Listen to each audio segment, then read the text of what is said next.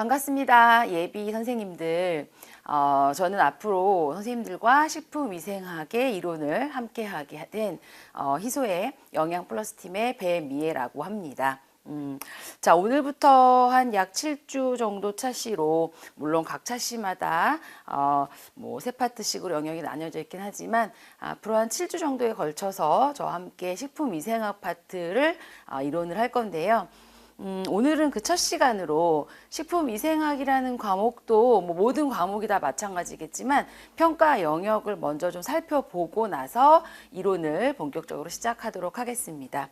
가지고 계신 교재에 이제 앞쪽에 보시면 이렇게 식품위생학이라고 하는 과목에 대해서 평가 영역과 평가 내용 요소가 나와 있어요. 이 과목 같은 경우에도 크게 4개로 평가 영역이 나뉘어져 있습니다. 첫 번째는 식품과 미생물이라고 하는 파트고요. 식품과 미생물이라고 하는 파트도 한 최근 10년 가까이 보면은 한 2번 정도 이상은 출제됐던 영역이기는 해요.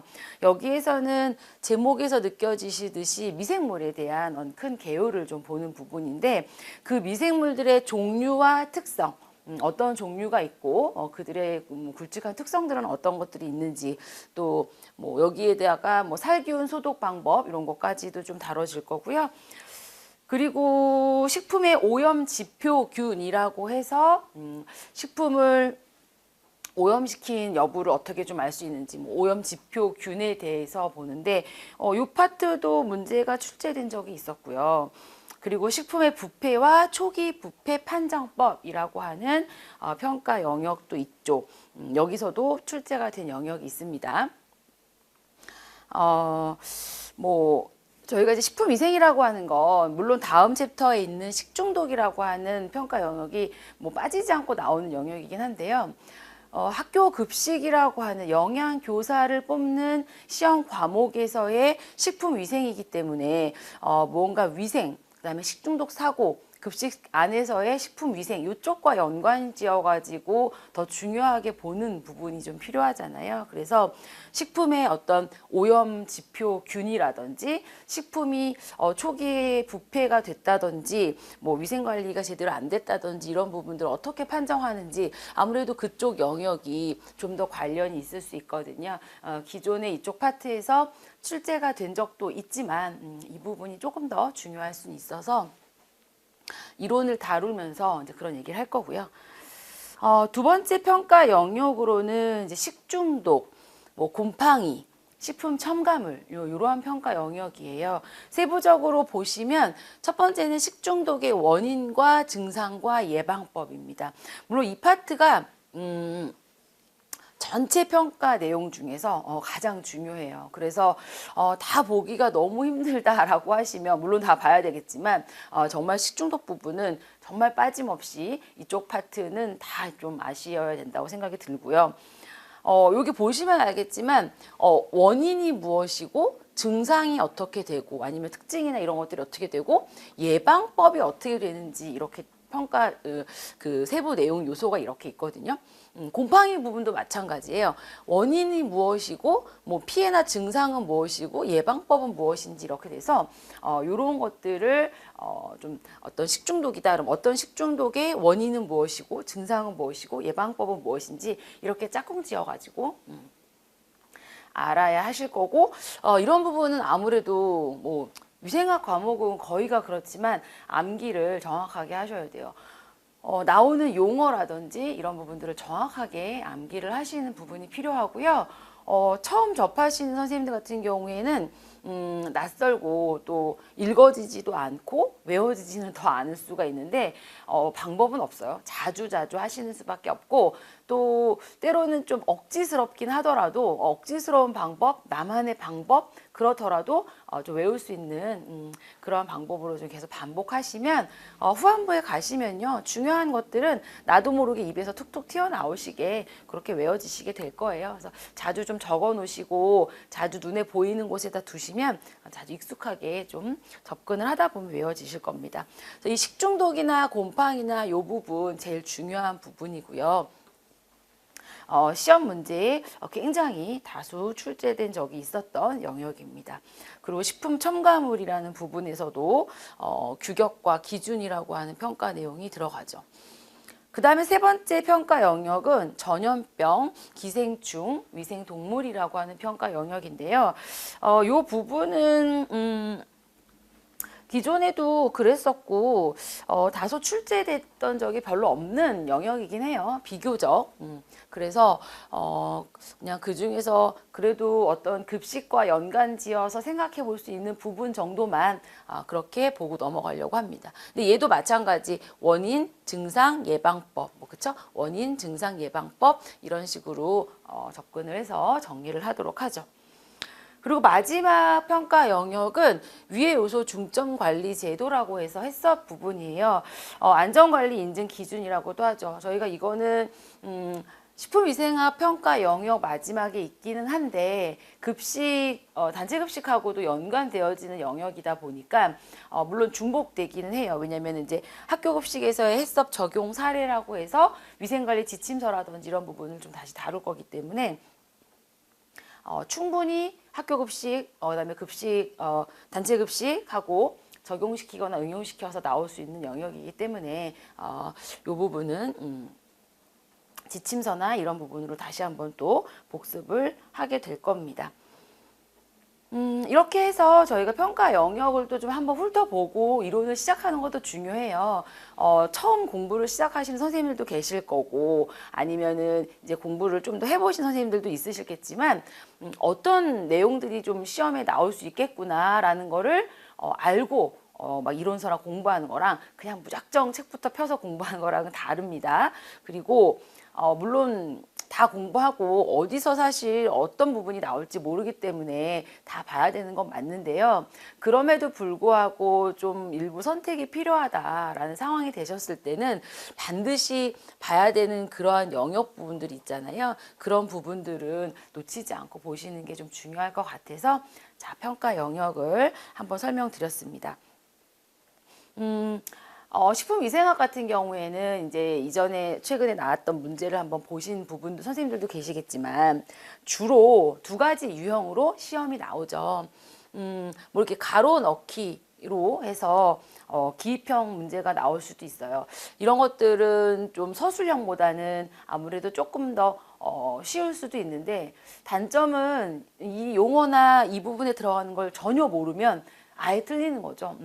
이런 것들이 이제 기입형으로 해서 대부분 2점 형태로 아니면 뭐 여러 개 나오면 1점의 형태로 나올 수 있는 거고 뭐 이렇게 서술하시오라고 해가지고 뭐 쓰라고 하는 내용들이 있죠. 이런 것들이 이제 좀 문제 배점이 높기는 한데 이런 것들의 장점은 사실 좀 내가 알고 있는 걸 좀 풀어서 쓸 수 있어요. 아예 몰라가지고 못 쓰지 않는 이상 그러기는 한데 이 서술하시오라고 하는 서술형 문제 같은 경우에는 그 문제 안에 힌트나 이런 것들이 있을 수 있으니까 충분히 좀 다 읽어보시고 문제에서 제시하는 단어나 그런 것들을 끄집어서 같이 써주시면 참 좋고 그리고 문제에서 요구한 어떤 단서나 이런 부분들을 놓치지 않고 넣어서 풀어주셔야 되죠.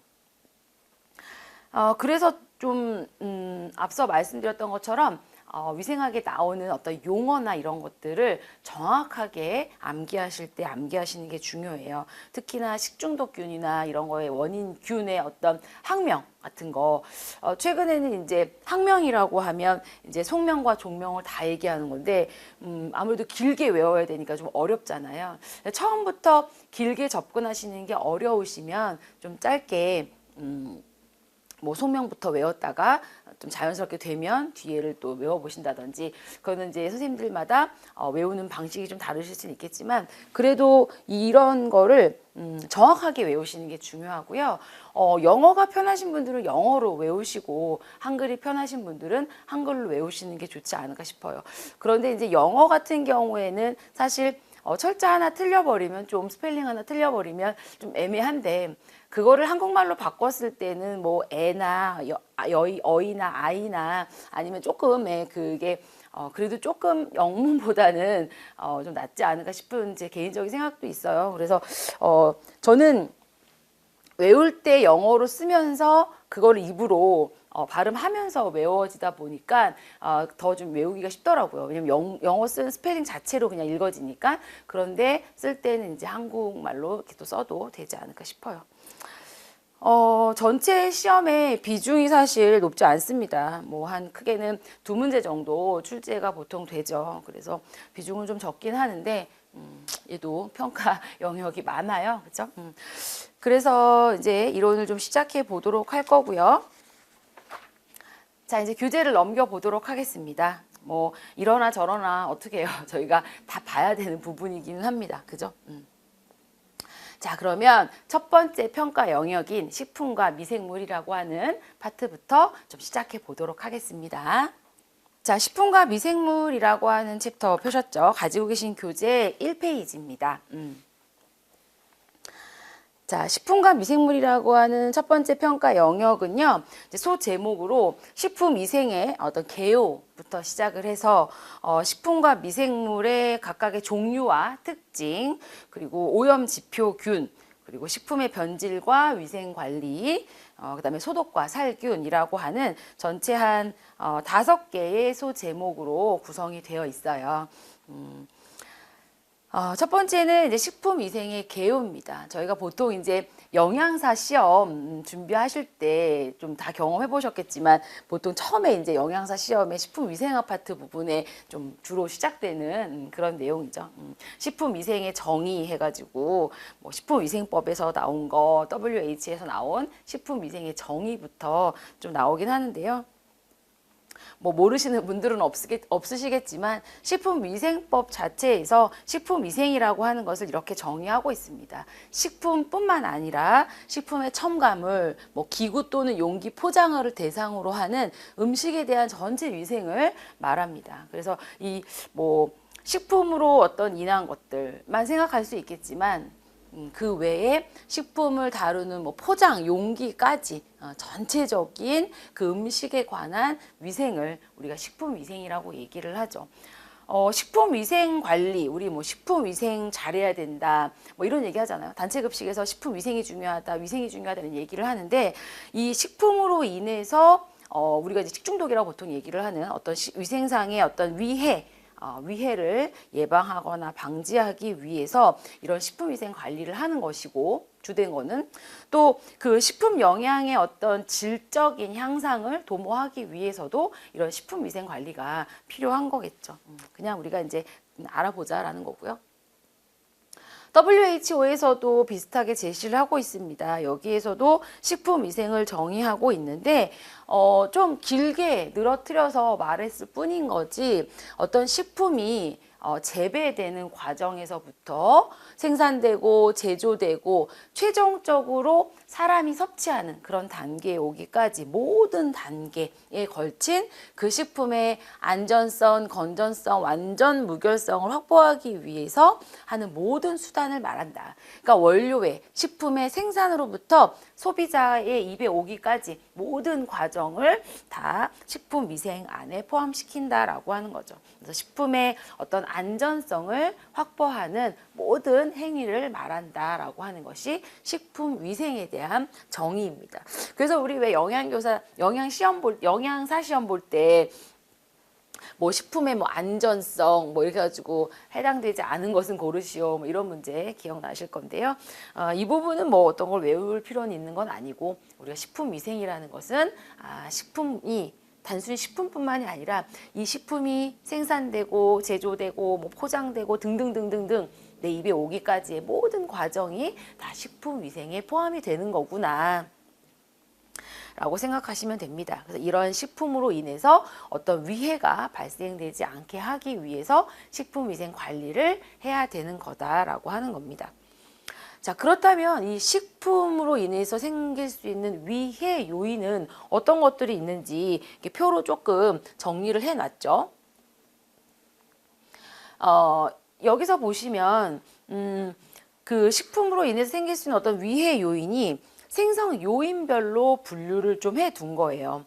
생성 요인 자체가 식품이 가지고 있는 그 식품 안에 이미 그 위해 요인이 존재하고 있는지, 아니면 이 식품을 만들거나 제조하거나 유통하는 그런 과정에서 뭐 혼입이 됐거나 했을 수 있는지, 뭐 그런 것들, 아니면은 제조하고 가공하고 뭐 조리하고 저장하는 과정에서 어떤 게 생겼나? 이렇게 좀 크게는 그렇게 분류해 볼 수가 있거든요. 그래서 이렇게 생성 요인을 세 가지로 분류를 할 수 있고, 그에 따른 어떤 종류는 무엇이 있을지 이렇게 크게 그냥 구분해서만 보시면 됩니다. 그러니까 이런 것들은 영양사 시험용이지 사실 저희 영양교사 시험용은 아니기 때문에 이런 게 있구나라고 머릿속으로 지금은 좀 분류를 좀 해보면서 생각할 거예요. 식품의 위해 요인 첫 번째는 내인성, 그래서 외인성, 뭐 유기성 이렇게 구분을 하는데, 방금 말씀드렸던 것처럼 내인성이라고 하는 건 뭐냐면 그 요인이 그러니까 안에 있는 거야, 그죠? 요인이 안에 있는 거예요. 식품 안에 이미 존재하고 있던 물질, 식품에 이미 존재하고 있는 그 자체에 함유되어 있는 물질로 인해서 위해가 발생될 수 있는 거죠. 그 대표적인 예가 식품의 고유 성분 중에서 그런 자연 독들, 뭐 버섯독, 보거독, 조개독 이런 것처럼 버섯이나 조개나 이런 애들이 이미 그 안에 독을 가지고 있는 거잖아요. 그래서 그 안에 가지고 있는 식품이 가지고 있는 어떤 유독이나 유해 성분, 그걸로 인해서 우리가 그걸 먹었을 때 문제가 생길 수가 있는 거죠. 그런 경로를 탄 것들은 내인성이라고 얘기를 합니다. 그렇죠. 그래서 우리가 이제 이런 부분들은 뒤에 가서 그 독성분들이 무엇이 있는지, 그렇죠? 식중독을 일으키는 것들은 어떤 것들이 있는지를 이제 배워 나갈 거고, 그런 것들은 외워야 하는 거예요. 자, 거기서 얘기를 할 거고요. 자, 이렇게 내인성으로 어떤 유해 요인을 가질 수 있는 것들은 이제 이런 거라고 우리가 이해를 했잖아요. 그렇다면 얘네들은 어떻게 관리를 해야 될까? 그러니까 아는 것만 중요한 게 아니라, 내인성으로 버섯독이 있을 수 있어, 그렇죠? 아니면 보거독이 있을 수 있어. 그 식품이 가지고 있는 자체의 원료에 문제가 될 수 있다고 얘기를 했잖아요. 그럼 어떻게 우리가 이거를 예방하거나 그 도구로 인해서 위해가 생기지 않게 하려면 어떻게 하면 될까요? 어떤 이제 관리 차원에서 좀 보시면, 이 내인성 같은 경우에는 사용 안 하면 되겠지. 사용을 안 하면 되지 않을까요? 보거독이 있을 수 있어. 그럼 그 독이 있는 보거를 안 쓰면 되잖아. 그쵸? 뭐 버섯독이 문제가 됐어. 그럼 뭐 독버섯 같은 거? 그럼 그 독버섯을 안 쓰면 되잖아. 이런 것처럼 단순하게 생각하시면 돼요. 그래서 내인성으로 인해서 생길 수 있는 위해 요인을 예방하려면, 관리하려면, 뭐 관리, 예방 이렇게 하려면 어떻게 해? 그 물질들을 안 쓰면 됩니다. 그 물질의 가능성인 것들을 안 쓰면 되죠. 자, 두 번째는 외인성이죠. 자, 외인성은 내인성과 반대로 그 요인이 밖에 있는 거예요. 그렇죠? 식품을 생육, 생산, 제조, 유통 과정 중에 대부분이 외부로부터 이제 혼입이 되는 경우로 생각하시면 됩니다. 식품 자체에는 없었는데 얘를 제조하는 과정에서 외부에서 들어와 가지고 혼입이 됐을 수 있잖아요. 그런 경우는 대부분 우리가 일으키는 이제 식중독 같은 것들이 그런 거죠. 어떤 미생물들이나 이런 것들이 조리를 하는 과정에서 혼입이 됐을 수 있잖아요.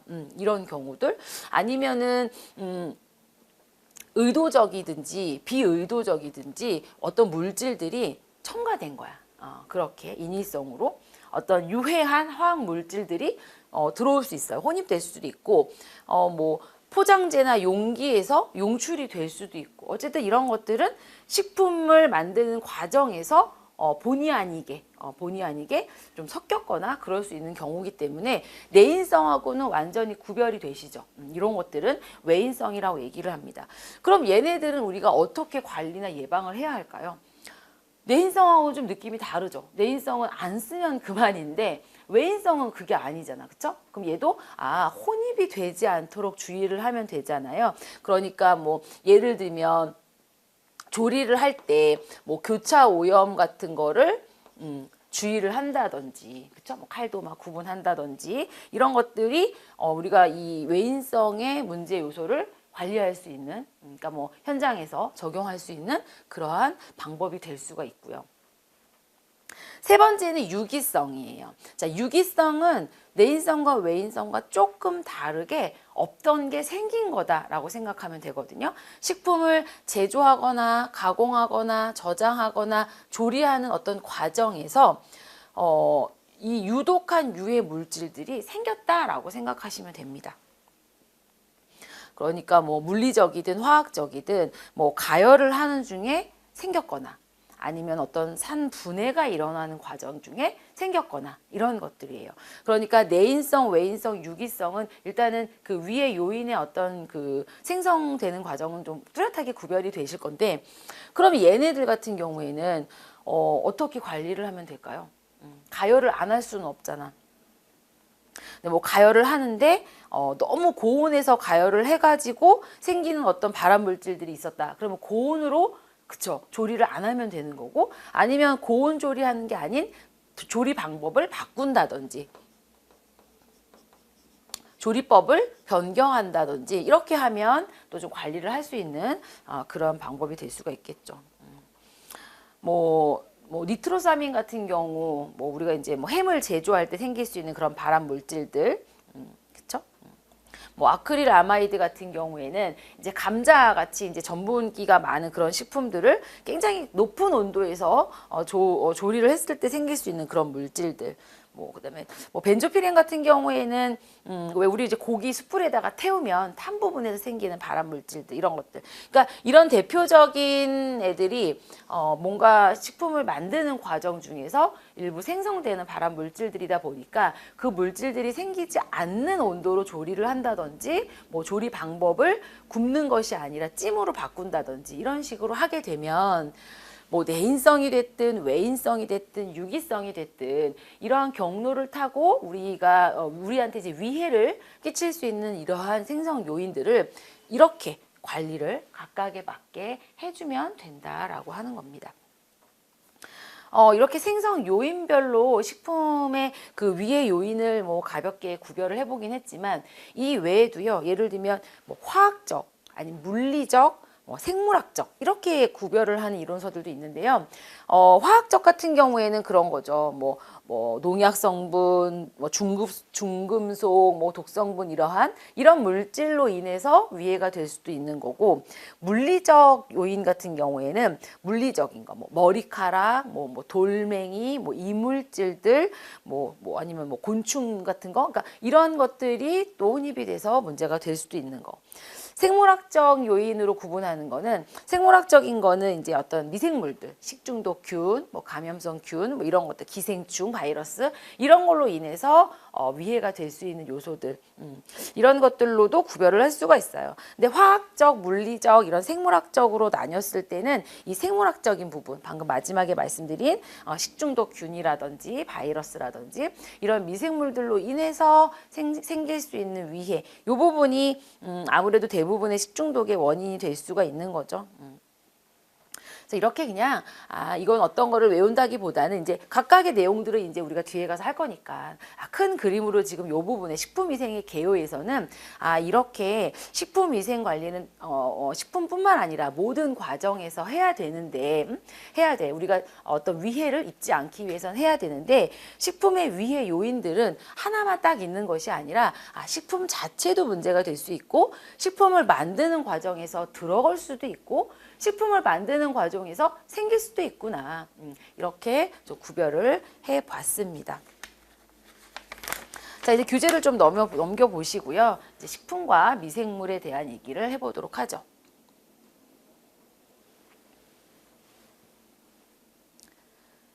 자, 식품과 미생물, 첫 번째 미생물의 생육 곡선 부분인데요. 미생물의 생육 곡선 부분은 밑에 제가 이제 2016년에 나왔던 기출문제도 이렇게 삽입을 해드렸듯이 출제가 됐던 적이 있었고요. 간혹 이렇게 보면은 이제 이론을 조금 배우면서 이 이론에서 출제가 됐었던 것들이 이렇게 나온다. 뭐 이렇게 좀 이해를 더 하기 위해서 기출들을 좀 삽입해놨어요. 근데 뭐 딱 그렇게만 나오는 것이 아니라 얼마든지 더 이상 응용을 해서 나올 수도 있기 때문에 기존에 그래도 나왔던 적이 있는 영역 같은 경우에는 좀 더 중요하다고 볼 수가 있어서 참고해서 보시면 좋을 것 같고요. 첫 번째 미생물의 생육 곡선이라고 하는 부분에서는 이 기출에서도 나왔지만 일단 요 그래프도 좀 숙지를 해 주셔야 됩니다.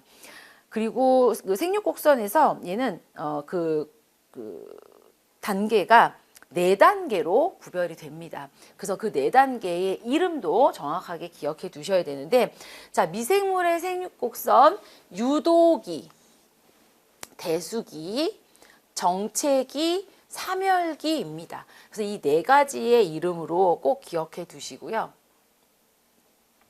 물론 정체기는 정지기라고 해도 틀린 건 아니지만 둘 중에 하나로 기억해 두시고, 각각의 그 이제 단계에서의 중요한 특징을 또 기억을 하셔야 되는데, 첫 번째는 유도기부터 한번 보도록 하죠.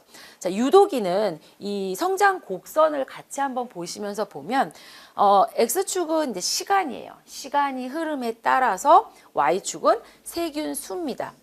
시간이 흐름에 따라 세균 수가 어떻게 증가하느냐, 이 세균들이 어떻게 성장하느냐라는 것을 나타낸 거잖아요. 그래서 첫 번째는 유도기예요. 유도기를 이렇게 보시면 완만하죠. 완만합니다. 그리고 나서 대수기라고 하는 건 뭔가 그 세균의 수가 급속도로 증가하고 있는 게 눈에 보이실 거예요. 그렇죠? 그리고 정지기는 그야말로 정지 멈췄어. 정체했어, 정지했어. 그리고 사멸기는 또 숫자가 뚝 떨어지는 그런 양상을 보이죠. 그래서 아마 이 성장 곡선을 보면 4단계가 곡선이 뚜렷하게 구별이 되시거든요. 그래서 각각 유도기, 대수기, 정체기 또는 정지기, 사멸기라고 해서 표시해 두시고, 이 4가지의 곡선 이름, 구간의 이름 첫 번째 유도기는요, 보시면 세균수가 그렇게 증가하지 않아요. 그렇다고 해서 정체나 정지기처럼 멈춰 있는 건 아닌데 완만하게 지금 이렇게 증가하고 있지 않습니다. 이 유도기의 특징은 보면요, 새로운 환경에 이 세균들이 적응하는 기간이에요. 그래서 이 적응하는 기간에는 세포 분열은 좀 없다고 볼 수가 있습니다. 그래서 적응하고 있기 때문에 수는 증가하지 않고요. 이 세포들이 자기네들이 성장에 필요한 어떠한 그런 것들을 합성하거나 이러면서 적응하면서 세포의 크기를 좀 키우고 있는 그런 과정이라고 생각하시면 돼요. 그러니까 이때는 보니까 숫자적으로 증가하지는 않잖아요. 이 세포들이 환경에 적응하고 자기네들이 뭔가 이제 더 증가하기 위해서 키우고 있는 거죠. 자기네 몸을 키우고 있다, 이렇게 생각하시면 됩니다. 그래서 이 시기에는 뭐가 좀 중요하냐면 온도를 낮추거나 보존제 사용 등으로 이 시기를 연장할 수 있다, 이런 얘기가 있는데, 이게 무슨 말이냐면 우리 이제 결국 이 얘기가 세균들이 많이 번져버리면 위해가 일어나잖아요. 식중독이 일어날 수도 있고 어쨌든 무슨 탈이 나잖아요. 그렇기 때문에 이 탈이 나지 않도록, 위해가 발생하지 않도록 우리는 위생관리를 하는 게 필요하기 때문에, 뭐 급식 현장에서든 내가 어쨌든 음식을 먹고 내가 탈이 안 나야 되잖아요. 그렇기 때문에 이 시기가 굉장히 중요한 시기라고 볼 수가 있어요. 우리가 이제 급식으로 보든 식품위생상으로 보게 되면 이 시기를 잘 관리를 해야 됩니다. 이 시기 관리가 되게 중요하다라고 볼 수가 있어요. 이 시기를 조금 더 늦춰. 이 시기를 연장시켜서 조금 더 늦추면 계속 무언가 숫자적으로는 안 증가하게 얘를 유도기를 좀 길게 늘리는 거예요. 그러면 그 유도기를 좀 늘리다가 탁 끊어버리면 세균이 증가하지 않고 우리가 안전하게 관리가 될 수 있잖아요. 그런 차원에서 생각해 보시면 이 유도기를 연장하는 것이 우리가 이제 뭐 단체 급식이든 위생 관리든 그 차원에서는 되게 중요하다. 세균수가 증가해버리고 나서는 우리가 뭐 어떤 관리를 해도 뒷북치는 거지, 그렇죠? 그렇기 때문에 뒷북치지 말고 숫자가 증가하기 전에 관리를 하자라는 차원으로 이해를 하시면 됩니다. 그래서 이 시기를 연장시키거나 관리를 하는 것이 우리 식품위생 관리 측면에서 되게 중요한 부분인데, 그럼 이 유도기를 연장하는 방법은 무엇이냐라고 하는 게 여기죠. 온도를 낮추거나 보존제 같은 것을 사용하는 겁니다. 그래서 보존법들이 중요하다. 보존하는데 온도를 낮추는 냉장 보관을 한다든지 이런 걸로 생각하시면 되죠. 이해되셨죠? 유도기는 그 부분 기억하셔야 되고요. 자, 두 번째는 대수기예요. 자, 대수기는 대수기 숫자가 막 커지는 거잖아. 그쵸? 숫자가 커지는 거예요. 숫자가 기하급수적으로 증가를 합니다. 이때는 세포 이제 앞에 유독이랑 다르게 세포 분열도 일어나서 세포 증식이 일어나는 거죠. 그래서 한 마리였던 게 두 마리 되고 막 두 마리 되고 네 마리 되고 해서 늘어나는 겁니다. 기하급수적이라는 말. 이런 게 이제 우리가 보통 뭐 대수적이다 이렇게 얘기하기도 하는데, 그래서 대수기라고 하거든요. 대수적으로 증가한다, 막 기하급수적으로 증가한다. 이런 식으로 세포 분열도 일어나고 DNA 양도 당연히 증가를 하겠죠. 그래서 대수기에서는 세포가 분열한다, 증가한다, 수적으로 엄청나게 많이 늘어난다 이렇게 생각하시면 됩니다. 자, 그렇게 이제 계속 증가를 해요. 근데 증가를 계속 하는 것이 아니라 어느 순간 정지를 해버렸네. 그쵸? 눈으로 봤을 때 멈췄어요. 멈춘 단계로 보이죠. 자, 이때는, 이 분열하는 속도와 그러니까 대수기 때처럼 세포가 증식하고 분열하는 그 속도와 이제는 죽는 애도 있을 거잖아. 그쵸? 사멸하는 속도가 같은 지점이라고 보시면 돼요. 그렇기 때문에 이때는 새로 생성되는 세포수와 사멸되는 세포수가 같아져서 정점에 머무르는 단계처럼 보이는 겁니다. 이때는 그렇다고 세균의 수의 증가가 없는 것이 아니라는 거예요. 세균의 수가 증가되는 애도 있는데 죽는 애도 있다 보니까 쌤쌤이처럼 보여가지고 정점, 신생되는 세포가 없는 것처럼 보이는 거죠. 그럴 뿐이다. 없는 것처럼 보이는 거지만 분열되는 애도 있는 거예요. 생기는 수도 있는 거고 죽는 애도 있고, 그런데 그 숫자나 어쨌든 속도가 같기 때문에 우리가 봤을 때는 정체되는 것처럼 보일 뿐입니다. 이렇게 그러면 사멸되는 이유는 뭐예요? 그 세포가 쓸 수 있는 어떤 영양 물질이 고갈됐거나 아니면 얘네들이 대사하고 난 산물들이 생겨가지고 pH 변화가 일어난다든지 또 용존 산소량도 부족하다든지 뭐 이러한 이유들로 인해서 사멸되는 세포들이 생기게 되는 거죠. 자, 그래서 이 정체기가 중요한 거는 첫 번째, 정체된 것처럼 보이잖아요. 그 이유는 뭐예요? 신생되는 세포수와 사멸되는 세포수가 같기 때문에, 그러니까 분열되는 속도와 사멸되는 속도가 같기 때문에 이렇게 정점에 이르는 것처럼 보인다라고 하는 세균의 수의 증가가 없어 보이는 이유를, 그 이유를 또 좀 이렇게 알고 계셔야 하고요. 사멸되는 이유는 무엇인가 라고 하는 어떤 이 세 가지 사멸되는 어떤 이유라고 얘기할까요? 뭐 이런 것도 조금 이해하고 계시면 될 것 같습니다. 만약에 포자를 형성하는 균이다 라고 했을 때는 이 시기에 포자를 만들어 놓을 수도 있어요. 자, 그런 특징을 정체기에는 기억하시고, 자, 그 마지막 단계의 구간은 이제 이렇게 떨어집니다. 사멸균 수가 더 증가를 하게 되는 거죠. 그래서 생성되는 수보다는 죽는 애들이 더 많아지는 거예요. 그래서 사멸수가 더 증가를 하기 때문에 전체적인 수는 감소를 하는 시기라고 볼 수가 있습니다. 이때 이제 마찬가지로 뭐 자기 소화도 좀 발생될 수 있고, 또 대사 산물들, 유해 대사 산물들이 많이 발생할 수 있고, 이러면서 사멸되는 균수가 더 증가를 하게 되는 거죠. 자, 다시 정리해 보면 이 미생물의 그 성장 곡선, 세균의 성장 곡선, 요 파트에서는 이 곡선의 그림 기억하시고, 이 그림에서 4개의 구간의 이름 기억하시고, 어디 빈칸이 나와도 그 구간에 뭐 이름을 쓸 수도 있어야 될 것이고요. 또 뿐만 아니라 각각의 그 구간의 특징 정확하게 기억하셔야 됩니다. 그래프에서 보시듯이 정체기가 세균의 수는 최대를 찍는 거고요. 얘가 정체처럼 보이지만 생성되는 것과 사멸되는 수가 같아져서 그렇게 보이는 거고, 사멸되는 수가 더 증가하면서는 전체의 균수가 감소하는 시기 사멸기로 접어드는 거죠. 그리고 이 네 개의 구간 중에서 우리가 식품위생이나 단체급식에서 어떤 식중독이 일어나지 않게 관리를 하려면 유도기 파트가 중요하다. 그래서 유도기 기간을 좀 늘리도록 관리를 하는 것이 위생관리에서는 더 필요하다라고 하는 부분입니다. 밑에 그 기출 나왔던 문제를 좀 한번 볼게요. 2016년도에 이제 이렇게 출제가 됐었는데 비교적 좀 쉽게 출제가 된 부분이긴 하거든요. 보시면 다음은 자, 세균의 전형적인 성장 곡선을 나타낸 그래프다라고 되어 있습니다. 그래서 x는 시간이고요. 시간에 따른 y의 세균 수를 제시를 하고 있죠.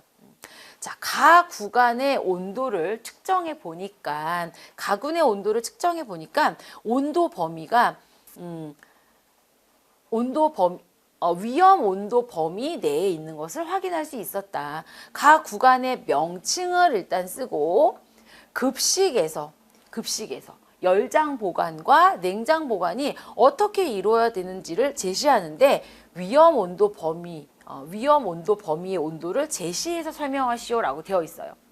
자, 우리가 여기 이제 뭐 시험에서 문제에서 답도 물론 중요하지만 앞서 배웠던 이론을 좀 복습해 보자면 지금 이렇게 세균의 전형적인 성장 곡선이 나왔잖아요. 보면 이렇게 만만한 시기, 기하급수적으로 늘어나는 시기, 멈춘 시기, 그 다음에 줄어드는 시기, 이렇게 네 개가 뚜렷하게 구간이 보이십니다.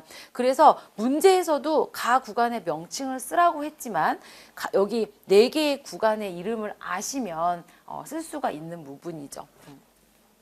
첫 번째는 유도기, 두 번째는 대수기, 정체기, 그 다음에 사멸기였잖아요. 여기 가 구간이라고 하는 것은 늘어나는 구간이죠. 대수기. 그래서 이렇게 각각의 어떤 명칭이 혹여나 나올 수도 있기 때문에 그 명칭을 보셔야 되는 거고, 그 다음에 여기서 보면요. 자, 일단은 이 온도를 측정해 봤대요. 세균들이 막 늘어났어. 자, 세균이 막 늘어났다라는 걸 생각해 보실래요? 세균들이 뭐 우리 만약에 유독이야. 그럼 유독이에서는 세균이 지금 증가를 안 했잖아요. 그러니까 얘네들이 증식을 못하는 그런 환경에 있는 거지. 근데 그거랑 다르게 각 구간에서는 어떻게 했어? 세균이 기하급수적으로 증가를 했거든요. 기하급수적으로 늘어났다라는 건 뭐예요? 세균들이 좋아하는 환경이 지금 갖춰진 거잖아요. 그러면 세균들이 좋아하는 위험 온도 범위, 물론 우리가 위험 온도 범위라고 하면 5도에서 57도라고 하는 거를 아마 외워서 알고 계실 수도 있어요. 그런데 이제 뭐 이론서마다 57도 말고 위생학에서는 60도를 위험 온도 범위라고 얘기하는 이론서도 있는데, 여기서 보시면 중요한 건 급식에서예요. 자, 우리가 급식에서는 차가운 건 차갑게, 따뜻한 건 따뜻하게, 그렇게 어떻게 그걸 관리하는 온도가 있잖아요. 그래서 5도 이하, 뭐 57도 이상, 이렇게 해서 급식에서는 60도가 아닌 57도를 언급하고 있기 때문에 이 단어에서 57도라는 것을 쓰는 것이 더 정확하다라고 볼 수가 있습니다. 자, 그렇다면 급식에서 열장 보관과 냉장 보관이 어떻게 이루어져야 되는지를 제시하시오 할 수도 있는데, 위험 온도 범위, 아까 얘기했던 5도에서 57도라고 하는 온도를 제시해서 설명하라고 했어요. 그러니까 5도와 57도가 이 답안에 들어가줘야 되는 거지. 그쵸? 자, 그런 식으로 써야 하는 겁니다. 그러면 뭐 서술을 해야 되니까 예를 들어 뭐 급식에서 뜨거운 음식은 몇 도예요? 그렇죠. 57도 이상에서 열장 보관하고, 그렇죠? 따뜻하게 보관하고, 차가운 음식은 몇 도 이하에서, 그렇죠. 5도 이하에서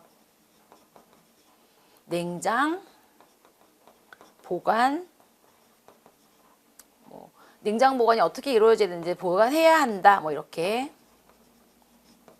쓰면 되겠죠. 그래서 여기 급식에서라는 힌트를 또 좀 잘 보셔야 되는 거고, 문제에서 얘기한 것처럼 57도 이상에서 열장 보관, 5도 이하에서 냉장 보관해야 된다라고 제시해서 설명을 하면 되는 것 같습니다. 그래서 여기 이 기출에서 이제 저희가 배웠던 이론을 조금 응용을 하면 어쨌든 이 성장 곡선의 4개의 구간 이름 아셔야 되는 거고요. 그리고 이렇게 이 세균이 급수적으로 숫자가 늘어났다라고 하는 건 얘네들이 좋아하는 환경이 제시가 된 거고, 그거를 안 되게 우리가 유도기를 좀 길게 연장시켜야 된다 얘기했잖아요. 그런데 대수기에서 세균이 기하급수적으로 증가를 했어요. 그러면 그렇게 하지 않기 위해서는 이렇게 이 5도와 57도라고 하는 위험 온도 범위 내에서 관리하지 않도록 해야겠죠.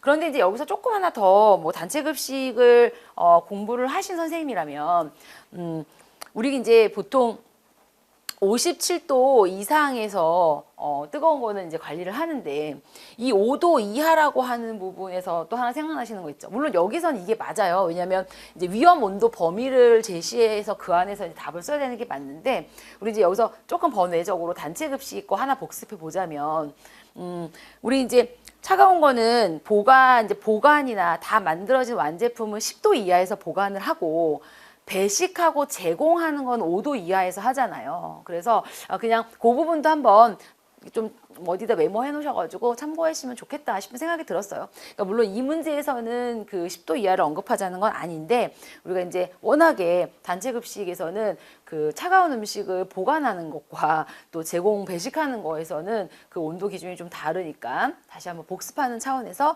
말씀드렸습니다. 무슨 얘기인지 아시죠? 좋아요.